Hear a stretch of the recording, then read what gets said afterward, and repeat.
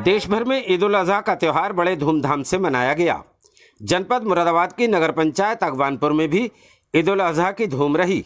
हजारों की तादाद में नमाजियों ने सुबह 7:30 बजे नगर की ईदगाह में नमाज अता करके मुल्क और कौम की तरक्की के लिए दुआएं की।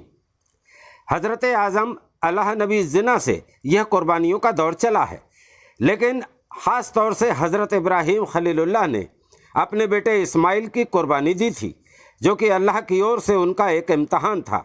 अल्लाह के फजल करम से उनकी सुन्नत उम्मीद मोहम्मदिया पर लागू है, जो क़यामत तक जारी रहेगी। उन्हीं की याद में दुनिया भर का मुसलमान कुर्बानियाँ देकर मुल्क और कौम की तरक्की के लिए दुआ करता है। मौला अपने हबीब के सदक़े हम सब की खताओं को माफ फरमा, बारे इलाह हम सब के गुनाहों को माफ फरमा। या इलाक़ल आलमीन, आने वाली तमाम बलियात, आफात, शैतानी सर से हिफाजत से, तरह तरह की बीमारियों से हिफाजत फरमा। या इलाक़ल आलमीन। तो हमारे साथ हैं नगर पंचायत अगवानपुर के नगर इमाम साहब। तो बात करेंगे उनसे आज ईद उल अजहा के मौके पर आवाम के लिए क्या संदेश देना चाहते हैं साहब। नहमदुहु व नसल्ली व नसल्लिमु अला रसूलिल करीम, अम्मा बाद, फ़अऊज़ु बिल्लाहि मिनश शैतानिर रजीम, बिस्मिल्लाहिर रहमानिर रहीम। आज बहुत बड़ा दिन है पूरी दुनिया के लोगों के लिए और ख़ासकर मुस्लिम कौम के लिए। ये ईद उल अजहा का दिन है। इसमें आपस में खुशियाँ बाँटें, अमन व सुकून कायम रखें और आपस में मोहब्बत और उल्फत बाँटें, एक दूसरे को मुबारकबाद पेश करें ईद की खुशियाँ। और कुछ कहना चाहेंगे इसके बारे में? ये कि पूरे मुल्क के लिए, ख़ासकर अपने हिंदुस्तान के लिए, सबके लिए दुआएं की हैं, अपने कौम के लिए और भाईचारा कायम करने के लिए सबके लिए दुआएं की हैं और अमन सुकून की बातें की हैं। ये एक हमारे हज़रत आदम अला नबी जिन्ना से लेकर कुर्बानी चली है, लेकिन ख़ास तौर पर हज़रत इब्राहीम खलीलुल्लाह ने अपने बेटे इस्माइल की कुर्बानी दी थी। अल्लाह ने उनका इम्तहान लिया था और अल्लाह के फजल व करम से ये उनकी सुन्नत उम्मत मोहम्मदिया पर लागू है। क़यामत तक लोग रहेंगे कुर्बानी करते रहेंगे और वही बेहतरीन मौका है ये, आपस में सारे गिले शिकवे मिटाकर एक दूसरे के लिए दुआएं करें, मुआन का मुसाफा करें, गले मिलें और भाईचारा कायम करें, आपस में मोहब्बत। बहुत बहुत शुक्रिया इमाम साहब। तो हमारे साथ हैं नगर पंचायत अगवानपुर के चेयरमैन गुर्रेज खान साहब। तो इस त्यौहार के मौके पे सबसे पहले तो मैं आपको आईना 24 की ओर से त्यौहार के लिए बहुत शुभकामनाएं देना चाहूँगा। और दूसरा सवाल मेरा ये है कि आज बहुत पुरसकून तरीके से ईद मनाई गई अगवानपुर में। आप क्या संदेश अगवानपुर की जनता को देना चाहिए? सबसे पहले तो ये कि आज हमारी ईद उल अजहा है, उसके मैं पूरे देशवासियों को, प्रदेशवासियों को और नगर पंचायत वासियों को दिली मुबारकबाद देता हूँ और सभी से यह अपील करता हूँ कि कोई भी, अभी 3 दिन तक हमारे यहाँ कुर्बानी चलती है जी। तो आज पहला दिन था, तो जैसे आज मनाई गई है ऐसे ही मनाएं कि पहले कहीं भी खुले में एक तो कुर्बानी न करें, दूसरा कुर्बानी करते हुए जो मलबा उसका निकलता है जी, तो वो उसे कट्टा वगैरह में रख दें, जिससे नगर पंचायत की गाड़ी आएगी उसी में उसे डाल दें।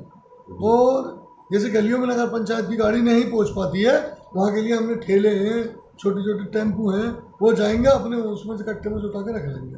तो उसका वेट करें, 1 घंटा कम से कम टाइम रहेगा फ़ोन करने के बाद, इतना समय देना, क्योंकि बड़ी बस्ती है। हमने 4 जोनों में अगवानपुर को बांट रखा है। अच्छा। उसके हिसाब से हमने 4 सुपरवाइजरों के नंबर अलॉट किए हैं, जो उन्हें दिए गए हैं लोगों को, जो जनता में नंबर बांट दिए गए हैं। अच्छा। तो वो उन नंबरों पर कॉल करें, कोई आनाकानी करे उठाने में तो उसके लिए मुझे फ़ोन करें, डायरेक्ट मैं उनकी मदद सीधे तौर पर खुद पहुंच के मैं कराऊंगा उस काम को। और दूसरी चीज़, उसमें हमने 100 से ज़्यादा लोग लगा रखे हैं, अपनी नगर पंचायत कर्मचारी भी और भी अलग से लोग ले रखे हैं। और इसमें हमने खास करके ध्यान रखा कि ऐसे किसी रास्ते से न जाएं जो किसी की धार्मिक भावनाओं को ठेस पहुँचे, और छोटे छोटे बाहरी व्यक्ति को पैसे न दें, किसी को कि भाई हमारा मलबा उठा लो और ये ओझ ले जाओ, वो कहीं भी फेंक देते हैं, जिससे विवाद उत्पन्न हो जाता है। तो इन सब चीज़ों जिम्मेदार लोगों को ये काम सौंप रखा है। जी, पूरी तरीके से सौंप रखा है। उसके लिए हम खुद स्वयं देख रहे हैं पूरे कस्बे को, पूरे नगर को, नाले नालियाँ कहीं भी कोई गंदगी फेंकने की जरूरत नहीं है। सीधी कॉल करो, एक कॉल पर वहीं ट्रैक्टर ट्रॉली पहुंचेगी, टेम्पू पहुंचेगा, छोटा हाथी कोई भी पहुंचेगा। मतलब उनके लिए एक भी ऐसे मान लो 10 से 15-20 मिनट में छोटा वाहन पहुंच जाएगा, बड़ा वाहन 1 घंटे के अंदर पहुंचेगा। उस 4 जोनों में लगातार 10 से ज़्यादा हमारे ट्रैक्टर लगे हुए हैं। ये सुविधा भगवानपुर को दे रखी है। ये सुविधाएं आपकी 3 दिन तक लागू रहेंगी? लगातार बिल्कुल बनी रहेंगी। और हमने कम से कम 10 टैंकर पानी के रोडों पर चल रहे हैं, जिसकी वजह से कहीं भी कोई ब्लड की जो वो दिक्कत ना पैदा हो, वो उससे हाथों हाथ में धुलाई हो। वैसे नगर पंचायत अगवानपुर में बहुत पुरसकून तरीके से आज ईद का त्यौहार मनाया गया है। जी। कहीं से कोई ऐसी अप्रिय स्थिति पैदा नहीं हुई। इसका श्रेय आपको भी जाता है, आपकी व्यवस्थाओं को जाता है जी। और कुछ संदेश आप कुछ कहना चाहेंगे जनता से, कह दीजिए। बस संदेश ये है जी, 3 दिन लगातार ईद मनाए, अपने खुशियों का त्यौहार है, सही तरीके से मनाए। और दूसरा ये है, अगवानपुर में विकास बहुत तेज़ी से गति पकड़े हुए है। इस टाइम विकास की गति बहुत तेज़ है, ये आप देख ही रहे हैं। और कहीं नाले बनेंगे, रोडें बनेंगी, लाइटिंग का काम चल रहा है, लगातार विकास चल रहा है प्रशासन की मदद से। अब मेरा मकसद ये है कि कुछ लोग इसमें गलत तरीके से अड़चन डाल रहे हैं। कुछ ना कुछ उन्हें चाहिए, उनका इलाज भी मुझसे आता है करना, लेकिन मैं चाहता नहीं कि भाई बस्ती में विकास रुके। अब जब बात चली विकास की, तो मुझे आपसे पूछना पड़ेगा कि अभी जो मोहल्ला ढाप में वार्ड नंबर 4 में जो अस्पताल का मामला है वो काफ़ी चर्चा में है। तो लोगों की मंशा ये है वहाँ पर कि अस्पताल ही बनाया जाए, और नगर पंचायत उसमें पार्क बनाने का प्रयास कर रही है। इस बारे में क्या कहेंगे? नहीं, प्रयास कुछ नहीं, उसमें प्रस्ताव भी हो गया है पार्क का। अच्छा। सब कुछ हो गया, लेकिन वो किसी की मंशा नहीं। वो चंद लोग हैं, अनपढ़ लोग हैं, उन्हें कुछ पता नहीं है, वो भागे फिरते हैं ऐसे ही उल्टे सीधे, जो वो बहुधा हरकतें करते हैं।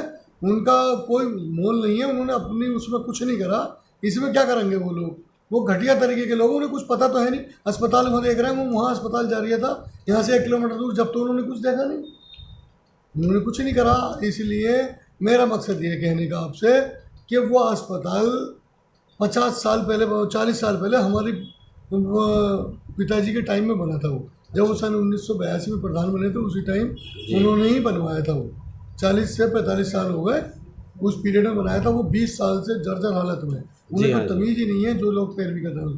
पहले उसका प्रस्ताव होगा जर्जर हालत की, उसका ध्वस्तीकरण का, वो शासन को भेजा जाएगा। कम से कम 1 साल के अंदर उसकी जो तोड़ने की वो बनेगी, परमिशन मिलेगी शासन से। उसके बाद कहीं जाके टीके का, इसका उसका अस्पताल बनेगा वो छोटा। अगर जन भावनाओं को देखा जाए तो आपको क्या लगता है कि अस्पताल की गंदगी जरूरत की है? हालत इतनी बड़ी है, क्या जरूरत है? एक अस्पताल वहाँ, एक अस्पताल यहाँ धर्म नहीं, लोगों का मानना ये है कि वो अस्पताल जो महिलाएं हैं, गर्भवती महिलाएं हैं या वो ऐसा बूढ़े अस्पताल बुजुर्ग नहीं है, हैं, वो टीके लग वो सकते वहाँ हैं, नहीं पहुँच पाते हैं। नहीं होगा। वो CHC बनेगी, वो भी टीके का अस्पताल लगाने की। अच्छा। बड़ा अस्पताल अगवानपुर में है बाईपास में, लेकिन उसके लिए ऐसा नहीं। अच्छा, जिला अस्पताल एक है पूरे मुरादाबाद में, कट करके लोग कैसे आते होंगे वहाँ पे? कम से कम 2 किलोमीटर चल के आते हैं, कट करके करूले से 2 किलोमीटर पंडित नागला से आते हैं। ये कोई बात थोड़ी हो गई। अभी बाईपास में बना है, इतना बड़ी लागत से बना है, तो वो किसके लिए? जनता के लिए। तो जनता ये चाह रही है कि घर में से निकल के अंदर 1 सेकंड में जाके टीका लगवाइए, दवाई लिया। लेकिन ऐसा नहीं। चलो ठीक है, हम अस्पताल बनाने की वो ढाब के मोहल्ले के लोगों से मेरी लगातार मीटिंग चल रही है। उसमें अगर उनकी मंशा अस्पताल की होगी तो मैं अस्पताल बनवा दूँ। बहुत अच्छी बात है। आप अस्पताल बनवा, मेरा मतलब विकास करना।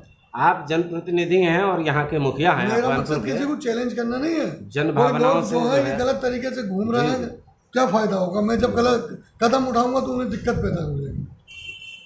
तो ये माना जाए कि अभी जो है उसके प्रयास जारी हैं और आने वाले साल में हाँ बिल्कुल यहाँ बनवा पर इसका देंगे निर्माण। अगर जनता अस्पताल गई तो अस्पताल ही बनेगा। बहुत अच्छा ठीक है जी। जन भावनाओं का ख्याल रखते हुए आपको ये उसमें 100 मीटर जमीन अस्पताल की है और 400 मीटर जमीन नगर पंचायत की है। अच्छा। उस घाटी में अच्छा। वो घाटा अब हम सोच रहे हैं कि अगर अस्पताल हुई तो अस्पताल एक बढ़िया, जितने स्वास्थ्य विभाग उसमें पैसे दे सकता है इतने स्वास्थ्य विभाग से दिला देंगे। बाकी पैसे जो नगर पंचायत से, हम राज्य भी से लगवा देंगे, DM साहब से परमिशन लेकर एक बढ़िया अस्पताल ही बना देंगे।